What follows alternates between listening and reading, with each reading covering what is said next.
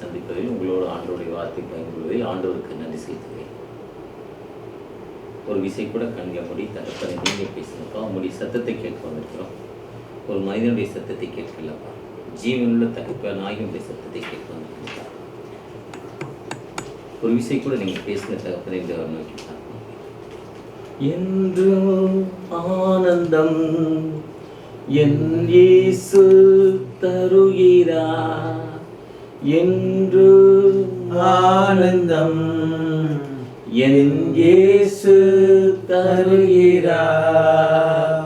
துதிப்பேன் துதிப்பேன் துதித்துக் கொண்டே இருப்பேன், துதிப்பேன் துதிப்பேன் துதித்துக் கொண்டே இருப்பேன்.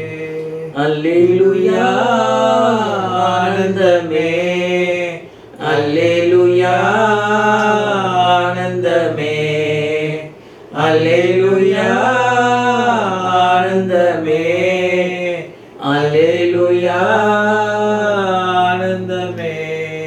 உன்னத மறைவில் வல்லவர் நிழலில் என்றும் தங்குவே, உன்னத மறைவில் வல்லவர் நிழலில் என்றும் தங்குவே.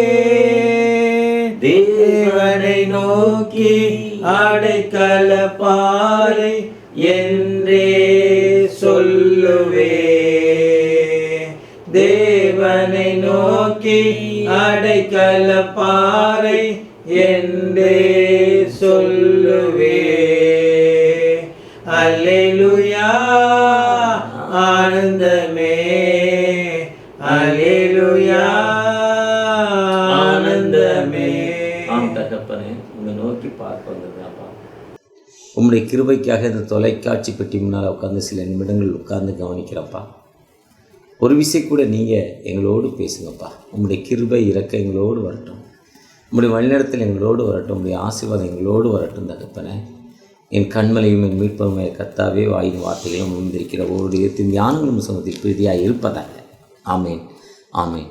அன்புக்குள்ளே ஆண்டவரும் இரட்சகருமாகிய கிறிஸ்துவின் நாமத்தில் உங்களை வாழ்த்துகிறேன். இந்த நல்ல நாளில் உங்களோடு சில நிமிடங்கள் ஆண்டவருடைய வார்த்தை பகிர்ந்து கொண்டு சொல்வதற்கு ஆண்டவர் கொடுத்த சுகம் பலனத்துக்கு ஆண்டவருக்கு நன்றி செலுத்துகிறேன். கேட்கிறவங்க யாரும் கர்த்ததாவே ஆசீர்வதித்து பாதுகாப்பாராக. இந்த நாளில் கூட கலாத்தியர் 5ஆம் அதிகாரம் 26 இவ்வாறு சொல்லுது: வீண் புகழ்ச்சியை விரும்பாமலும், ஒருவரை ஒருவர் கோபம் ஊட்டாமலும், ஒருவர் மேல் ஒருவர் பொறாமை கொள்ளாமலும் இருக்க கடவுள். இன்றைக்கி ரொம்ப ப்ராக்டிக்கலாக பவுலடிகள் எழுதியிருக்காங்க. பவுலடிகள் எழுதி கிட்டத்தட்ட 2000 வருஷங்கள் ஆச்சு. இது எழுதியிருக்காங்க. இந்த கலாத்திய திருச்சபைக்கு இந்த தபால் எழுதியிருக்காங்க. இந்த திருப்பத்தை நிருபம் என்பது தபால் லெட்டர். இந்த லெட்டர் அந்த திருச்சபைக்கு எழுதியிருக்காரு. அருமையான வார்த்தைகள். இன்றைக்கி எப்படிப்பட்ட நிலைமையில் மக்கள் வாழ்ந்து கொண்டிருக்காங்க. அண்ணன் வரார் ஓரம் போ, ருக்குமணி வண்டி வருது ஓரம் போ சொல்கிறாங்க. அண்ணன் வரார் ஓரம் போ, அண்ணன் வரார் ஓரம் போ, சும்மாவே சத்தம் போடுறாங்க. நேற்று ஒரு இடத்துல நடந்து வந்தேன். ஒரு கட்சி கொடி நிறையா நட்டியிருந்தாங்க. எதுக்குன்னு கேட்டேன். ஏதோ ஒரு எம்எல்ஏவோ எம்பியோ வந்து ஒரு 20 பேருக்கு அரிசி கொடுக்குறாரு. அந்த அரிசியோட விலை 20 பேருக்கு 20 பேர் 50 பேரை கொடுக்கறதுக்கு ஒரு 50,000 ரூபா. ஆனால் அதில் அவர் வரதை காட்டுவதற்காக செலவு பண்ணது 2 லட்சம். ஏழைகளுக்கு போய் சேர்வது 20,000. ஆனால் அந்த பந்தாவிற்காக செலவு பண்ணுவது 20 லட்சம். இன்றைக்கி இப்படிப்பட்ட தான் மக்கள் காணப்படுது. ஒருவேளை இன்றைக்கி ஒரு பாஸ்டர் மீட்டிங் கூப்பிட்டார், வாங்கன்னு. சரி பிரதர் வரேன்னு சொன்னேன். நீங்கள் வாங்க பிரதர், பெரிய ஒரு பந்தல் போடுவாங்க, பெரிய ஒரு பந்தல் போட்டுருவார். ஓகேண்ணே. 60 அடி கட் அவுட் ஒயரை வச்சுருவாருன்னாரு. எனக்கு 60 அடி ஒயரை கட் அவுட்டு நிறைய பாக்ஸ் போட்டு ரொம்ப அருமையாக திருப்தியாக ரொம்ப பண்ணிடலாமேன்னாரு. சரி பிரதர்னு சொன்னேன். சரி இதுக்கெல்லாம் என்னன்னு கேட்டேன். ஒரு 2 லட்ச ரூபா கொடுங்க, வெறும் 2 லட்ச ரூபா கொடுங்க, மீட்டிங் போட்டுருவோன்னா. நான் சொன்னேன், ரெவரண்ட் டி சவுந்தரபாண்டியன் வரான்னு சொன்னால் ஒருத்தரும் வரமாட்டான். மோகன் சிலாசரஸ் வராருன்னா வருவான்.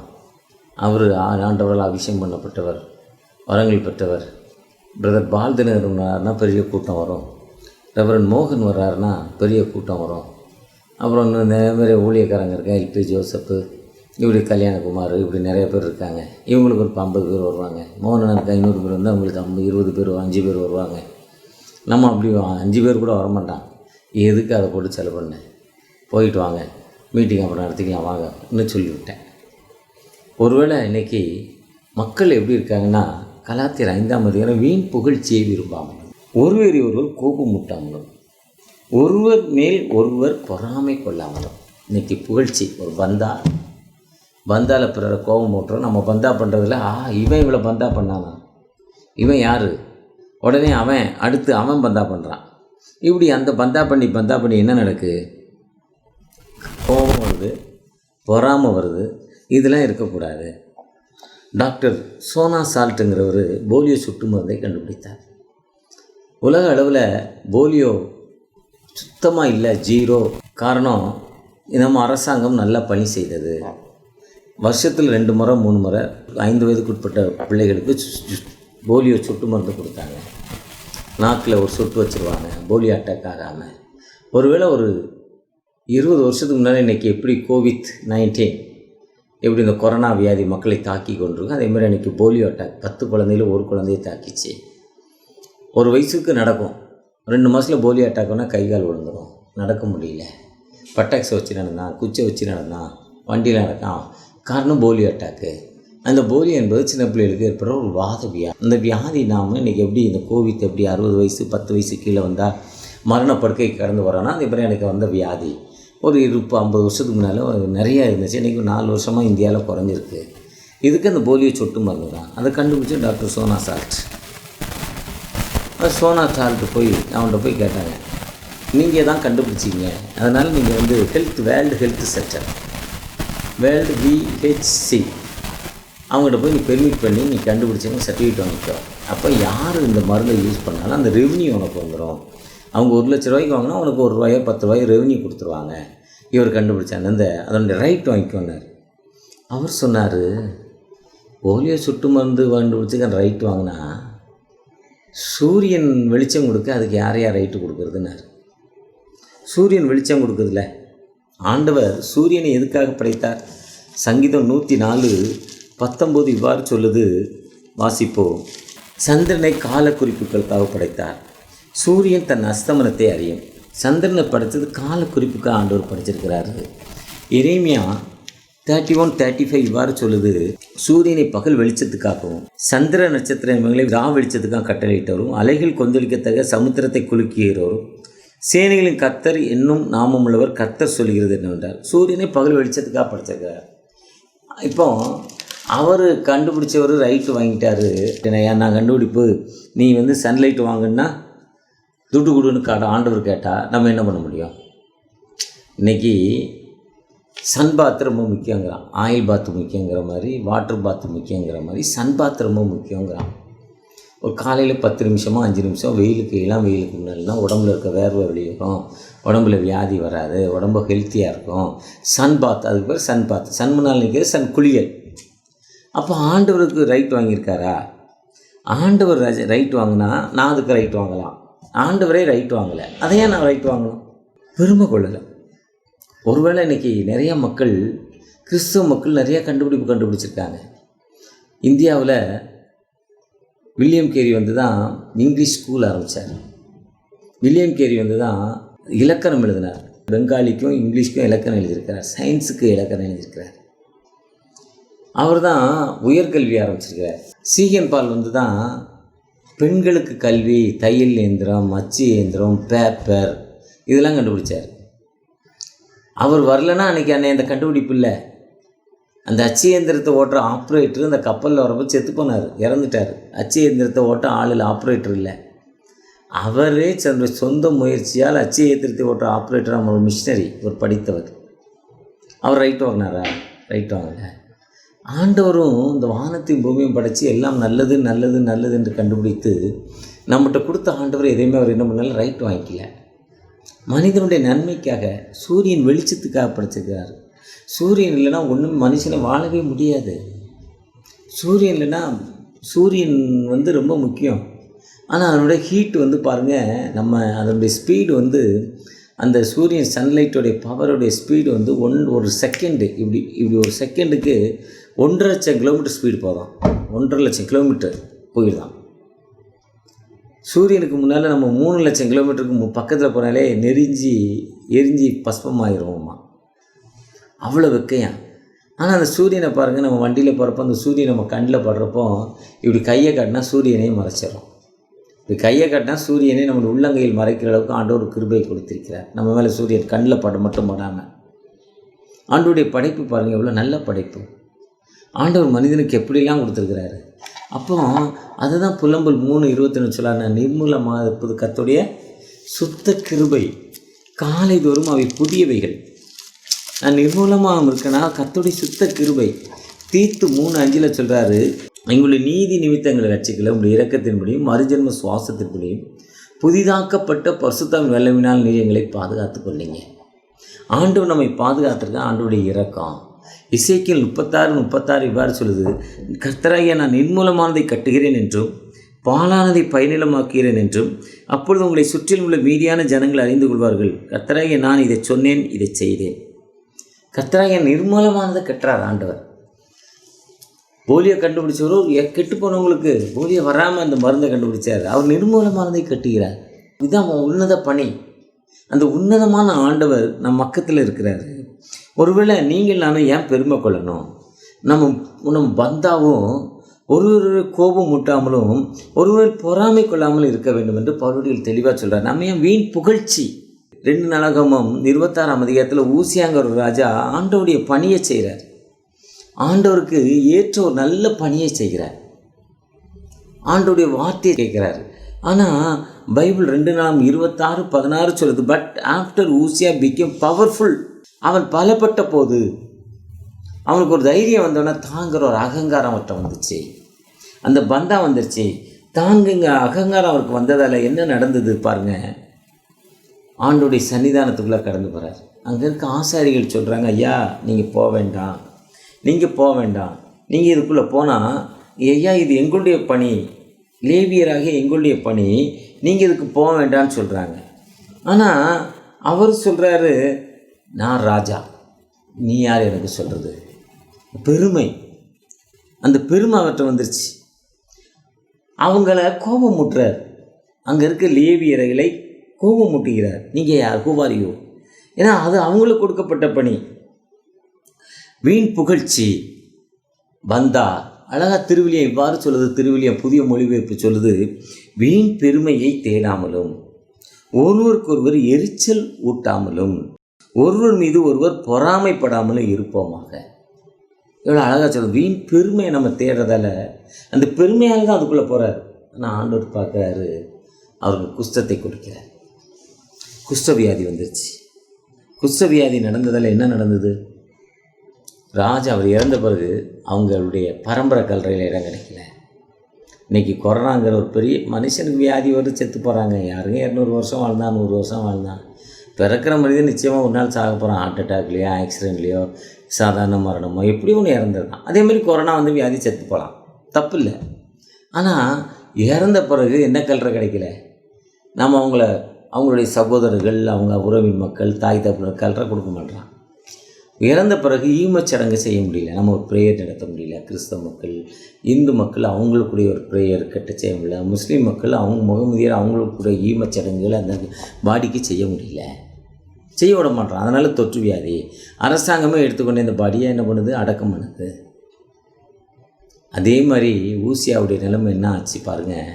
அந்த இடம் கிடைக்காம, ராஜாக்களுடைய கல்லறை கிடைக்காம வெளியே போயிடுச்சு. காரணம் பெருமை தாங்க. இன்றைக்கி இந்த பெருமை மட்டும் இருக்கிறப்போ நம்ம நிச்சயமாக வாழ்க்கையில் முன்னேற முடியாது. யாருக்கு அந்த பெருமை இருக்கோ பெருமையுள்ளவருக்கு ஆண்டவர் எதிர்த்து நிற்கிறார். தெளிவாக பைபிள் சொல்லுது. பெருமையுள்ளவருக்கு ஆண்டவர் ஆப்போசிட். எப்போவுமே பந்தா பார்ட்டிக்கு எப்போவுமே அவர் கூட இல்லை. நான் உன்னை விட்டு தூரமாக போயிட்டேன் பார்க்குறாரு. பெருமையுள்ளவருக்கு ஆண்டவர் எதிர்த்து நிற்கிறார். தன்னைத்தான் தாழ்த்திகளும் உயர்த்தப்படுவான். லூக்கா 14ஆம் அதிகாரத்தில் அழகாக சொல்கிறாங்க.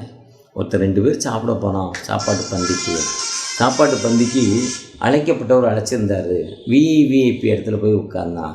உட்கார்றப்ப அந்த பந்தி ஆயத்தம் பண்ணவர் அந்த விருந்துக்குழு சொந்தக்காரர் வந்தார். அப்போ இன்னொருத்தருக்கு அவங்க வர்றாரு, அவருக்கு இந்த சீட்டு வேணும். நீ அந்த இடத்துல போய் உட்கார்றப்ப எவ்வளோ வெட்கப்படுறோம். ஆனால் ஒரு தாழ்மையான இடத்துல இருந்தால் அந்த இடத்த கூட்டிக் கொண்டு அந்த இடத்துல உட்கார வைக்கிறப்போ உயர்ந்த இடத்துல, ஐயா உங்களுக்கு இங்கே வச்சுருக்க இடம், நீங்கள் வாங்க ஏன்னு 100 பேருக்கு முன்னால் கூப்பிட்றப்போ எவ்வளோ பெரிய பந்தா, எவ்வளோ பெரிய பெருமை. அதான் சொல்கிறார், தன்னைத்தான் தாழ்த்துகிறவன் உயர்த்தப்படுவான். அதான் இயேசு கிறிஸ்து தன்னுடைய சீஷர்களுக்கு சொல்கிறப்போ, வெள்ளையடிக்கப்பட்ட கல்லறையே, விருந்து வீட்டில் முதன்மையான இடத்த தேடுறியே, அதெல்லாம் தப்பு. நீ வெள்ளை ட்ரெஸ் போட்டிருக்க, அங்கி போட்டிருக்க, ஒயிட் அண்ட் ஒயிட் போட்டிருக்க, இதெல்லாம் தவறு. நீ இப்போ தாழ்மையான இடத்துல இரு. தன்னைத்தான் 23 மத்தேயு 23:12 சொல்லுது, தன்னைத்தான் தாழ்த்துகிறவன் உயர்த்தப்படுவான். எந்த மனிதன் தன்னை தாழ்த்துகிறானோ அதுதான் பவுலடிகள் தன்னை தாழ்த்தப்பட்டவர் தான் வேதாமத்தில் 13 புத்தகங்கள் எழுதக்கூடிய வாய்ப்பை ஆண்டவருக்கு கொடுத்தார். தன்னுடைய நிருபங்கள், அவருடைய லெட்டர்ஸ், திருச்சபைகளுக்கு அவர் எழுதின லெட்டர் 13 லெட்டர், 7 லெட்டர் அவர் எழுதப்பட்டதாக சொல்லப்படுது. 6 தபால் அவர் எழுதி பிறர் மூலம் கொடுக்கப்பட்டதாக சொல்லப்படுகிறது. இல்லை யாரோட்டை சொல்லி எழுதினாங்களாம், அவருடைய சரித்திரம் சொல்லுது. அப்படிப்பட்ட பெரிய அரிய வாய்ப்பு என்னென்னா, அவர் தன்னை தாழ்த்தினார். அப்போஸ்தலர் 22ஆம் அதிகாரத்திலும் சரி, பிலிப்பியரில் பார்த்தீங்கன்னா தன்னை தரை மட்டும் தாழ்த்துகிறார். தான் ஒன்றுமே இல்லைப்பாங்கிறாரு. ஒருவேளை ஆண்டவர் அந்த பெரிய ஆலயத்தை கட்டிட்டு சாலமோன் டெடிகேட் பண்ணுறார். கிட்டத்தட்ட அந்த 2:4-7 அதிகாரத்தில் சொல்லப்பட்டிருக்கு. 1 ராஜாக்கள் 8:63 சொல்லப்பட்டிருக்கு. 1,20,000 ஆடுகள், 26,000 ஆடுகளை பலியிட்டார் அந்த ஆலயம் கட்டி. பெரிய பிரசனம், பெரிய ஆலயம். ஆண்டவருக்கு ரொம்ப சந்தோஷம். ஏன்னா அவருக்குன்னு ஒரு இல்லத்தை கட்டியிருக்கிறார். அந்த இல்லத்தை கட்டி வீட்டில் படுத்துக்கிறப்போ அந்த சாலமோன் ஐயாவை எழுப்பி, சாலமோன் ராஜாவை எழுப்பி ஆண்டவர் பேசுகிறார். என்ன பேசுகிறார்? உன் தேசத்தில் பஞ்சமா, உன் தேசத்தில் கொள்ளை நோயா, உன் தேசத்தில் பிரச்சனையா, நீ கவலைப்படாத, என் நாமம் தரிக்கப்பட்ட என் ஜனங்கள் சொல்றார். மை பீப்புள், என் ஜனங்கள் தங்களை தாழ்த்தி, எந்த மனிதன் தன்னை தாழ்த்தி ஆண்டவருடைய சன்னிதானத்தில் தகப்பனே நீ ஆசீர்வதிங்கன்னு கேட்கிறானோ, தகப்பனே எனக்கு விடுதலை கொடுக்க கேட்கிறானோ, அந்த மனிதனுக்கு வாழ்வு கொடுப்பேன். நான் தேசத்துக்கு சேமத்தை கொடுப்பேன் என்று சொல்கிறார். தங்களை தாழ்த்தணும். ஒருவேளை இன்னைக்கு நாம கிறிஸ்தவ மக்களாகி நீங்கள் நானும் ஒரு புகழ்ச்சியை தேடுறோம், வீண் பெருமையை தேடுறோம். நாங்க யாரை வழிபடுறோம்? உயிருள்ள கடவுளை வழிபடுறோம், உயிரோடு இழந்தவரை வழிபடுறோம். பெருமை நாங்க யார் தெரியுமா? கிறிஸ்தவர்கள். நாங்க யார் தெரியுமா? இப்படிலாம் நாங்க யார் தெரியுமா? கோயிலுக்கு கொடுக்குறோம். நாங்க யார் தெரியுமா? இப்படிலாம் இன்னைக்கு இருக்கிறோம். திருச்சபையில் இன்னைக்கு இப்படிப்பட்ட பிரச்சனைகள். இன்னைக்கு திருச்சபை பாவம். மக்கள் ஆசீர்வாதத்திற்காக, தன்னுடைய வாழ்விற்காக காணிக்க போடுறாங்க. தன்னுடைய வருமானத்துல கொஞ்சம் சாப்பாட்டை குறைச்சி ஆண்டவர்களை ஆசீர்வதித்தார். இன்னும் ஆசீர்வதிக்கணும் ஏக்கத்தோடு ஆண்டோடைய சன்னிதானத்தில், ஆண்டோடைய இல்லத்துல போய் காணிக்கப்படுறாங்க. அதை எடுத்து அதை செலவு, கோர்ட்டுக்கு கேஸ் இன்னைக்கு திருச்சபை தலைவர்கள் செலவு பண்றாங்க. கோர்ட்டு கேஸ்ன்னு தன்னுடைய சொந்த சுய லாபத்திற்கு, மக்கள் அழுகை மத்தியில் போடுற காணிக்கையை அவங்க தன்னுடைய சொந்த லாபத்திற்கு போடுறாங்க. ஆண்டவர் தாரண பெருமை, இந்த கோபம், பிறரை கோபம் மூட்டவும், பெருமை கொள்ளவும், வீண் புகழ்ச்சி விரும்பவும் காணிக்க பணத்தை எடுத்து இன்னைக்கு எவ்வளவு மக்கள் செலவு பண்ணி கொண்டிருக்காங்க. அன்புக்குரியவர்களே, நீங்கள் நானும் எப்படிப்பட்ட நிலைமையில இருக்கணும்? நீங்கள் நானும் ஆண்டோடைய சன்னிதானத்தில் ஆண்டுடைய வார்த்தைக்கு கீழ்ப்படிந்த மக்களாய் காணப்படுகிறோம். ஆண்டுடைய வார்த்தைக்கு நாம, ஏன்னா ஆண்டவர் இந்த நிலைமையில இன்னைக்கு திருச்சபைகள் கிட்டத்தட்ட 24 வாரங்கள் நடக்காம இந்த வாரம் தான் நடந்திருக்கு. 25வது வாரம் தான் நடந்திருக்கு. 25 என்பது ஒரு விடுதலை மாதம் என்று சொல்லுவாங்க. லேவியராக 25ஆம் அதிகாரத்தை பார்த்தீங்கன்னா 25:7, 2:5-7 விடுதலை மாதம், 8 நமக்கு ஒரு விடுதலை மாதம். அப்படிப்பட்ட ஒரு வாரத்தில் ஆரம்பிச்சுட்டு நீங்கள் இன்னைக்கு திருச்சபைக்கு நம்ம போக முடியாம, திருச்சபையில் இன்னைக்கும் இந்த கோவிட், இந்த கொரோனாவுனால சமூக இடைவெளி, எல்லாரும் ஒன்றா ஆராய்க்க முடியல.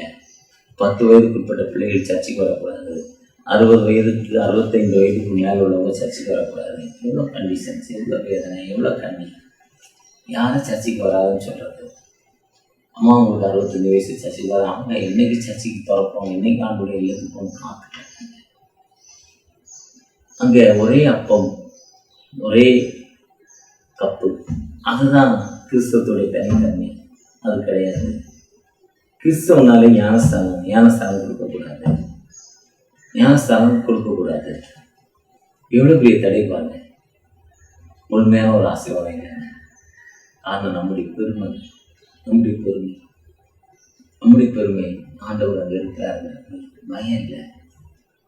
கடவுள் வானத்தில் உங்களுடைய தகப்பன் உள்ள வாசம் பண்றாங்க, ஒரு பயம் இல்லை. ஏசாயா 66:1 சொல்லுது, கர்த்தர் சொல்கிறது என்னவென்றால், வானம் எனக்கு சிங்காசனம், பூமி எனக்கு பாதுபடி, நீங்கள் எனக்கு கட்டும் ஆலயம் எப்படிப்பட்டது, நான் தங்கியிருக்க ஸ்தலம் எப்படிப்பட்டது. எவ்வளோ அருமையான வார்த்தை பாருங்க. நீங்கள் கட்டுற ஆலயம் எப்படிப்பட்டது. இது 1 ராஜாக்களில் கூட சொல்கிறாங்க, கையினால் கட்டப்பட்ட ஆலயத்தில் ஆசனம் வாசம் பண்ணார். அப்போஸ்தலர் 7ஆம் அதிகாரத்தில் ஸ்தேவான் மரணத்தில் சொல்கிறாரே, நீங்கள் கையினால் கட்டப்பட்ட ஆலயத்தில் இருக்க மாட்டாங்க. ஏன்னா அப்படிப்பட்ட ஒரு உன்னதமான ஜீவனுள்ள ஆண்டவரை நாம் ஆராதிக்கிறோம்.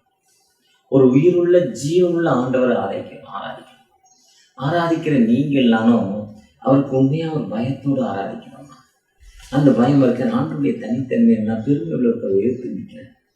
ஏசாயா 35:3 சொல்லுது, தளர்ந்த கைகளை திடப்படுத்தி தள்ளாடுகிற முழங்கால்களை பலப்படுத்துங்க. எவன் நடக்க முடியலையோ அவனை ஸ்ட்ரென்தன் பண்ணி. இப்படி நடக்க முடியாத 65-70 வயசுக்கு மேலே நடக்க முடியல. கையில் இன்னொரு 3வது ஒரு ஊன்றுகோல் இருக்கிறப்போ அந்த ஊன்றுகோளுடைய ஸ்ட்ரென்த்தில் நடக்கிறான். அதான் ஸ்ட்ரென்தன். அதே மாதிரி யாருக்கு முடியலையோ அந்த கால்களை ஸ்ட்ரென்தன் பண்ணணும். எபிரேயர் 12:12 இவ்வாறு சொல்லுது, நெகிழ்ந்த கைகளையும் தளர்ந்த முழங்களையும் திரும்ப நிமிர்த்தி. பிசியோதெரப்பி எழுதி போச்சு. பிசியோதெரப்பிக்காரங்க இப்படி பண்ணுங்க அப்படி பண்ணுங்கன்னு பண்ணுற மாதிரி எபிரேயர் 12:12 சொல்லுது, நெளிந்த கைகளும் தளர்ந்த முழங்கால்களையும் திரும்ப நிமிர்த்தி. நாம உயர்வான நிலையில் எப்படிப்பட்ட நிலைமையில் இருக்கிறோம். யாரெல்லாம் எங்கெல்லாம் உயர்த்தினாங்களோ அங்கே ஆண்டவர் வைத்து ஆண்டவரை காணவில்லை. இதை திங்க் பண்ணுறப்போ இசைக்கிய ராஜாவுடைய ஞாபகம் என்னன்னா, விண்ணப்பத்தை கேட்பவரே, என் கண்ணீரை காண்பவரே, சுகம் தருபவரே, சோத்திரம் ஏசையா. என் விண்ணப்பத்தை கேட்பவரே, என் கண்ணீரை காண்பவரே, சுகம் தருபவரே, சோத்திரம் ஏசையா. மனதுருகி கரம் நீட்டி அதிசயம் செய்பவரே,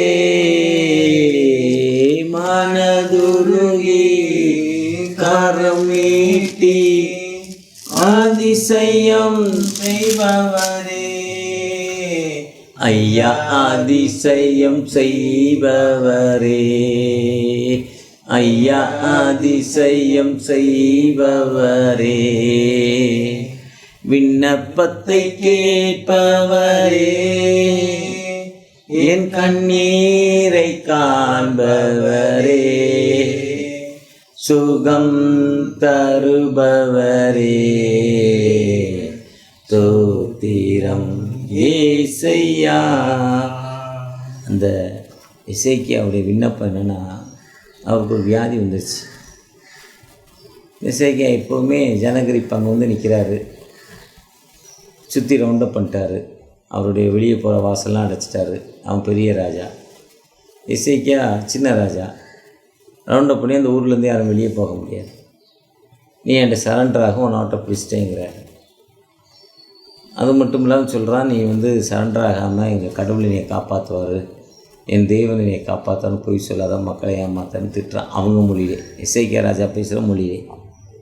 இசைக்கியா ராஜாவுடைய வேலைக்காரன் சொல்கிறான், ஏன் நீ உன் மொழியில் பேச எங்கள் மொழியில் பேசுகிற, என் மக்கள்லாம் சீப்பாக நைட்டு ஓடுறான்னு திட்டுறான். இப்போ இசைக்கியா ராஜா நேரே கர்த்தருடைய ஆலயத்துக்குள்ளே போகிறாரு. ஆண்டோடைய ஆலயத்துக்குள்ளே போய் ஆண்டோடைய சர்ச்சில் உட்காந்து ஜெபம் பண்ணிக்கிட்டு, ஐயா எங்களுக்கு விரோதமாக வந்திருக்கான்னு கேட்குறார். கடவுள் ஆண்டவர்கிட்ட சொன்னோடனே ஆண்டவர் அவருடைய ஜெபத்தை கேட்டு அந்த ஜனகரி ராஜாவுக்கு சேனைக்குள்ளே ஒரு சத்தம் வந்தோடனே அவங்க விட்டுட்டு ஓடிட்டான். அதுதான் விபாகம் 28ஆம் அதிகாரம், உனக்கு விரோதமாக உருவாக்கப்படும் எந்தவித ஆயுதமாக வாய்க்காதப்போ உனக்கு விரோதமாக ஒரு வழியாகி வருவார்கள், 7 வழியாகி ஓடிப்பார்கள். இது வேத வசனம். ஆண்டுடைய வார்த்தைக்கு உண்மையாக நம்மை தாழ்த்தி ஒப்பு கொடுத்தா இன்றைக்கி அந்த செயல் நடந்துகிட்டு இருக்கு. நம்ம என்ன கேட்குறோமோ அதை ஆண்டவர் செய்வார். நமக்கு விரோதமாக எத்தனை பேர் வந்தாலும் நிற்கிற இடத்துல நம்மை தாழ்த்தி நம்முடைய தவறுகளை உணர்ந்து ஆண்டவர்கிட்ட ஒப்பு கொடுக்குறப்போ ஆண்டவர் விடுதலை கொடுப்பார். அதே இசைக்கிய ராஜா அப்படி ஜெபம் பண்ணணும் ஓடிட்டான். அவருக்கு வியாதி வந்துச்சு, செத்து போகிறாரு. அந்த தீர்க்கதரிசி ஏசாயா அப்படி சொல்கிறாரு, நீ செத்து போவையா, உன்னை காரியங்களை ஒழுங்குபடுத்தி ஆண்டவனில் உனக்கு துக்கம் உன்னை அடிச்சிட்டாருங்க. டங் டங்னு அடிக்கிற அடி, ஒரு நிமிஷத்துக்கு ஒரு அடி அடிப்பாங்க, 30 செகண்டுக்கு ஒரு அடி. அந்த வெண்கலத்தில் சவுண்ட் ஒன்னே வந்து அது முடியும், அதுக்கப்புறம் அடிப்பாங்க. அதான் துக்கம். அடிச்சு முடிஞ்சு வச்சு செட்டு பண்ணுறாங்க. உடனே சுவர் திரும்பவும் திருப்பி அழுகிற ராஜா கேட்ட ஆண்டவர்கிட்ட. இப்போல்லாம் அழகா போயிட்டு சொல்லுது, என்னை நோக்கி கூப்பிட்டு என்னை நோக்கி யாரெல்லாம் கூப்பிடுறாங்க, நெருக்கத்திலே என்னை நோக்கி கூப்பிட்டேன். பிரச்சனை என்னை நோக்கி கூப்பிடு, எப்பெல்லாம் கூப்பிடுவோமோ அப்பெல்லாம் கூப்பிடுவாங்க. கூப்பிட்ட உடனே இசைக்கிறதுக்கு சொல்ல ஒரு 5 வருஷத்தை ஆண்டவர் இன்க்ரீஸ் பண்ணிட்டாரு சொல்றாரு. நம்மளுடைய தனித்தன்மை பெர்சனாலிட்டி, அதுதான் நீங்கள் நான் இந்த வீடுள்ள தனி பெர்சனாலிட்டி, தனித்தன்மை. அதே ஆண்டவர் பாருங்க, முதல் அணை கட்டுறாரு டேம். இன்னைக்கு பெண்குயின் கம்பத்தில் அணை கட்டினாலும் செல வைக்கலாம். காமராஜர் பாமாசுக்கு போனாங்க, 3 பக்கம் மலை, நடுவில் அந்த மலையில் இருக்க தண்ணிலாம் வந்து ஓட்ட வழியாக வெளியே போயிடுது, மதர் வழியாக அப்படியே ஓப்பனாக இருக்கு. 2 மலையும் ஒன்றா சேர்த்து ஒரு சுவரை கட்ட அந்த தண்ணி அங்கே நிற்கும், மக்களுக்கு மழை காலத்தில் சாப்பிடலாம். அப்படி ஒரு டேம்.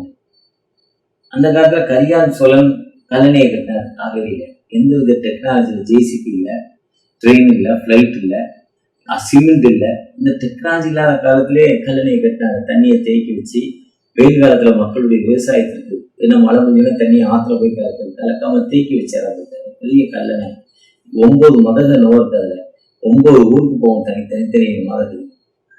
ஆனால் 5000 ஆண்டுகளுக்கு முன்னாலே ஒரு அணையை பற்றியது. அவர் கியோ நாட்டுக்கு மேலே டேம் கட்டுறாரு. 32ஆம் அதிகாரம் 30ஆம் வசனத்தில் ஒரு அணை கட்டுறாரு. கஷ்டத்துக்கு போய்க்கு ஞானத்தில் ஞானம் கூப்பிடுறது இல்லையோ, ஞானம் வந்து ஆண்டவர் கொடுக்குறது இல்லைங்க. அப்பா அவருடைய திறமையை பார்ப்பதற்காக பக்கத்து இருக்கிற பாபிலோன் வந்து பார்த்தாங்க. பாபிலோன் ராஜா, அந்த ராஜா அவனை ஏமாத்துக்க நிறைய விமானங்கள்லாம் கொடுத்தாங்க. கடவுள் என்ன சொல்றாரு, நீ ஆசீர்வதிக்கப்பட்டவன், நீ உயிருள்ள தகப்பனை ஆராதிக்க, நீ மற்ற ஜனங்களோட உறவு வைக்க, அவங்க விக்கிரங்களை வணங்குறாங்க, அவன் அதோட வச்சுக்கோ. அவங்க கூட போய் நானும் உங்களோட வந்து ஆராதிக்கேன், ஆட்டம் ஆடுறேன்னா ஆண்டவர் ஏற்றுக்கிறது. அவங்கள உட்காந்து ரவுண்டு கட்டி தண்ணி அடிச்சு ஆண்டவர் ஏற்றுக்கிறது.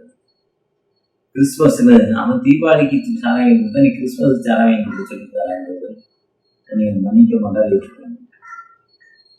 அவன் ஏதோ ஒரு பண்டிகைக்கு ஏதோ ஒன்று கொடுக்கலாம், அதுக்காக அவன் பண்டிகைக்கு அதே மாதிரி கொடுக்கலாம். ஆனா என்ன, அவன் கொடுக்கறதுக்கு என்ன பண்ணாது, அவன் கொடுக்காது. எதோ ஒன்று கூடாது. அவனுக்கு தெரியும் இது விக்கிரகங்களுக்கு செய்யப்பட்டது. அவனுடைய வார்த்தையை எங்கெல்லாம் கேட்குமோ, எப்பெல்லாம் தப்பா பேசுறமோ, தப்பா போறமோ, அதெல்லாம் ஆண்டவனை ஆசீர்வதிக்கிறாங்க. அதைத்தான் அவர் செஞ்சார். அப்போ வந்து ஏசாயாத்திற்குன்னு சொல்றான், ஏன்பா பாபிலோன் ராஜா வந்து நீ என்னத்தெல்லாம் காட்டின, நீ காட்டினதெல்லாம் உன் தேசத்துல சாபம், உன் மக்கள்லாம் அழிக்கப்படும். ஆனா நான் வாழ்ந்துட்டேங்க முடியும். இந்த ரொம்ப ஒரு அசால்ட்டா தன்னை தாழ்த்து பெருமை வீண் புகழ்ச்சி, அவனுடைய பெருமையை பார்த்தது டேம் கட்டினதை பார்த்து பாபிலோன் ராஜா வந்து வாழ்க்கை வாழ்றாங்க. டேம் கட்டிட்டு தனியாக தேக்கி வச்சு உனக்கு எவ்வளோ நாலேஜ் ஆண்டவர் கொடுத்துட்டாரு, நீ எவ்வளோ நல்ல மனுஷன், நீ எவ்வளோ சொத்து சேர்த்து இருக்க, உன் பில்டிங்கை நல்லா இருக்க. இன்னும் அவர் புகழ்ச்சியை விரும்பி, புகழ்ச்சியை வந்து அதில் கோபம் வந்துருச்சு. புகழ்ச்சி இருக்கிறதால கோபம் வந்துடும், கோபம் வந்ததால பொறாமை வந்துடும். அப்படி பொறாமையினால என்ன நடந்தது, அப்படி ஆசீர்வாதம் தனிப்பட்டுச்சு. இந்த அவருடைய ஆசீர்வாதம் அடுத்து அவருடைய மகன் மனோசே சிறைக்கு போனான். அதுக்கப்புறம் தான் இஸ்ரேலில் உள்ள இஸ்ரேல் தேவாலயம் இடிக்கப்படுது. அந்த தேவாலயம் தீக்கிரையப்படுகிறது. காரணம் இவருடைய சாபம். அந்த பந்தா புகழ்ச்சி விரும்பினார். புத்தூர் ராஜா வந்தாலும் இல்லப்பா, நாங்கள் ஜீவன தரப்பனே ஆராதிக்கிறோம். அவனுடைய உணவை வாங்கி சாப்பிட, அவங்க விமானங்களை ஏற்றுக்கொள்ளாமல் இருந்தான். ஆண்டவரோட உணவை சாப்பிட இருப்பா, அவங்க விமானம் தானே கொண்டு வந்திருக்காங்க. வீட்டில் வந்து கேட்டு சொல்லுங்க, சிவமணி கேட்டு எந்த இதை வாங்கியிருந்தா எப்படி இருக்கும். அது அவர் அப்படி வாங்காம தன் சொந்த இஷ்டத்துக்கு வாங்கினதால என்ன நடந்துச்சு, சொந்த இஷ்டத்துக்கு வாங்கினதால என்ன நடந்துச்சு, அவருடைய பிள்ளைகளுக்கு சாப்பிடும். ஒருவேளை நீங்கள் நானும் இன்னைக்கு பந்தாவை விரும்புகிறோம். பந்தாவை விரும்புறதால என் பிள்ளைகளுக்கு நான் சாபத்தை தெரியும். கூப்பிடுறத கோபம் ஊட்டுறேன். வீண் புகழ்ச்சி பந்தாவை பண்ற பக்கத்து வீட்டுக்காரங்க பார்த்து பயத்தரசி பொறாமை கொள்றான். என்னுடைய பந்தாவுக்கா பக்கத்து வீட்டுக்காரங்களை பார்த்து பொறாமப்படுறான். அவனை நான் கோபப்படுத்துறேன். அவன் என் மேல பொறாமை கொள்றான். ஒருவேளை நாம அப்படிப்பட்ட நிலைமைக்கு இல்லாம நம்ம அர்ப்பணிப்போடு தகப்பனே, நாங்க ஒண்ணுமே இல்லைப்பா, நாங்க ஒண்ணுமே இல்லை, எல்லாம் உங்களுடைய கிருபை தகப்பனே, எல்லாம் உங்களுடைய ரத்தம் தகப்பனே, நீர் எங்களை நேசிச்சிங்க. டாக்டர் ஜேசிங்க பார்த்தீங்கன்னா ஒரு அர்ப்பணிப்புள்ள ஒரு மனிதர். இல்லை இருக்கிறவங்களோட ஆண்டு சிலர் நான் பார்த்த ஒரு அப்போஸ்தலன். ஒரு அருமையான டாக்டர், சூப்பர் டாக்டர். கை வச்சா சொல்லுவார் வியாதியை. ஸ்கேன் வேண்டாம், எக்ஸ்ரே வேண்டாம், டிவி எதுவுமே வேண்டாம், எம்ஆர்ஐ வேண்டாம், இதான் பிரச்சனை இது இப்படிதான் இருக்கும். அதுக்கப்புறம் போய் ஸ்கேன் ஒரு எம்ஆர்ஐ எடுத்துருவான்னா அவர் சொன்ன ரிப்போர்ட் அப்படியே இருக்கும். அங்கன்னா தன் வாழ்வை அர்ப்பணித்தார். ஆண்டுடைய சென்ற வாழ்வை அர்ப்பணித்தார். எந்த மனிதனை அர்ப்பணிக்கிறானோ ஆண்டவன் உயர்த்தி இருக்கிறார். நீங்களாம் இப்படிப்பட்ட மக்கள் ஆண்டுடைய சென்றத்தில் நம்ம எப்படி அர்ப்பணிப்புள்ள மக்களை வாழ்நாளை எல்லாம் வீணாளாய் வருத்தத்தோடே கழிப்பது ஏன்? வாழ்நாளை எல்லாம் வீணாளாய் வருத்தத்தோடே கழிப்பது ஏன்? வந்தவமானம் சரணடைந்தார் வாழ்வித்து உன்னை சேர்த்து கொள்வார். மறுவாய் தருணம் இதுவே அழைக்கிறாரே வல்ல ஆண்டவர் இயேசு மண்டை. வருவாய் தருணம் இதுவே அழைக்கிறாரே வல்ல ஆண்டவர் இயேசு மண்டை. கட்டின வீடும் நிலம் பொருளும் கண்டிடுவோற்றார் உறவினரும். கட்டிட வீடும் நிலம் பொருளும் கண்டிடுவோற்றார் உறவினரும். கொண்டு விட்டு உன்னாவி போனா கூட உன்னோடே வருவதில்லை. வருவாய் தருணம் இதுவே அழைக்கிறாரே வல்ல ஆண்டவர் இயேசு மண்டை. ஆம் அன்பு ஒரு விசை கூட பாய்வு பெருமை நிமித்தம் வாழ்க்கையில் கஷ்டப்பட்டு பிறரை கோபப்படுத்தி கொண்டார். எங்களை பெருமை நிமித்தம் பெருமை நிமித்தம் பிறகு மேல பொறாமை கொண்டிருக்கின்றார். அப்படிப்பட்ட நிலைமை இல்லாமல் பவுலடிகளை போல முழுமையாக வெறுத்து உங்களுடைய பாத்திரம் வந்து நீ கேட்க விஷயம் அவளோட பெருமை இந்த நாளை ஆசிர்வதிங்க. இந்த நாளோடு உங்களுக்கு பிரச்சனை ஒரு மக்களை ஆசிர்வதிங்க. எல்லாத்தையும் ஜெபத்தின் தகப்பனே.